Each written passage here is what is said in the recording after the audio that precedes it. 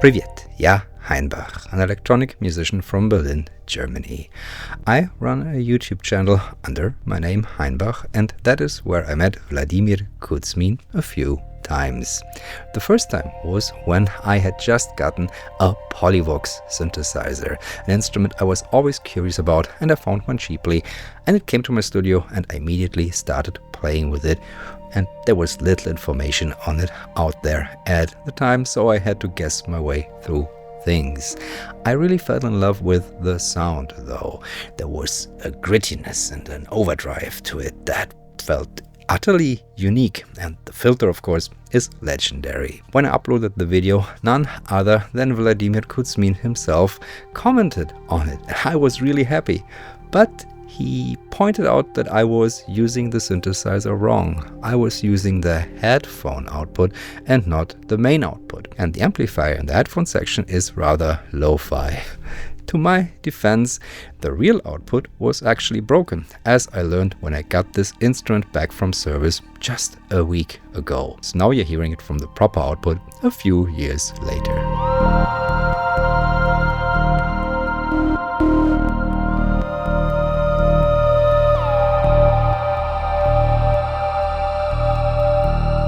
The second time we chatted was again in the comments section. I had acquired a rather underappreciated instrument of Vladimir Kuzmin, the Formanta Maestro. This little polysynth, they went for nothing online.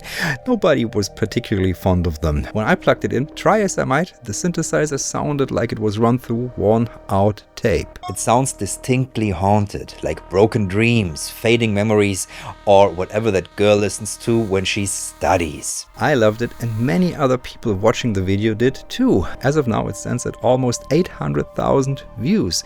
It just fit the zeitgeist of the time perfectly. 40 years after being made. But it turns out part of what I loved about it was user error, again, as Vladimir Kuzmin pointed out to me. There's a switch on the modulation knob, which requires quite a bit of force to turn.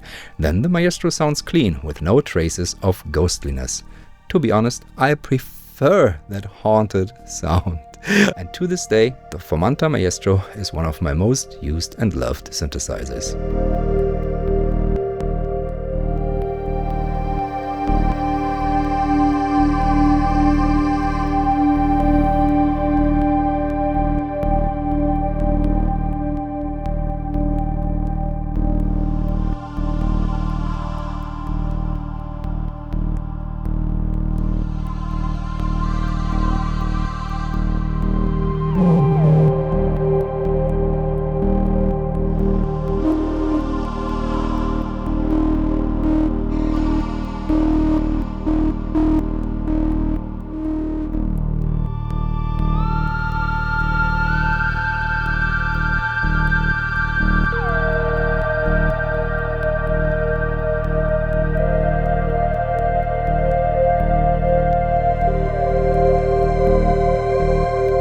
The last time we chatted was when I covered a toy organ synthesizer for kids. This brutal little thing must have tortured Soviet parents something fierce. Helpful, as always, Vladimir commented with a bit of history. And it turns out that his father-in-law designed it. It won an important prize, and that was the start of electronic musical instrument production at the Formanta plant.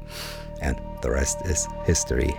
I've since got my hands on a Mark I Femi, which has a metal bottom and is all discrete, full of germanium transistors. This has a bass that rivals the Polivoks.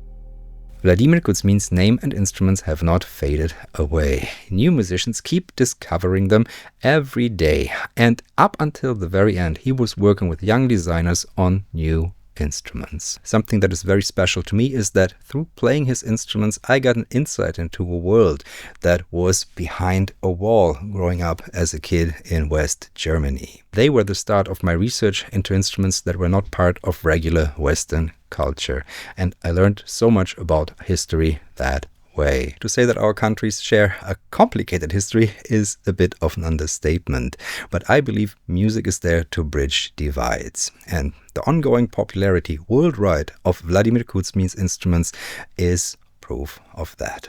He will be missed. Thank you all for watching. Do svidaniya from Berlin.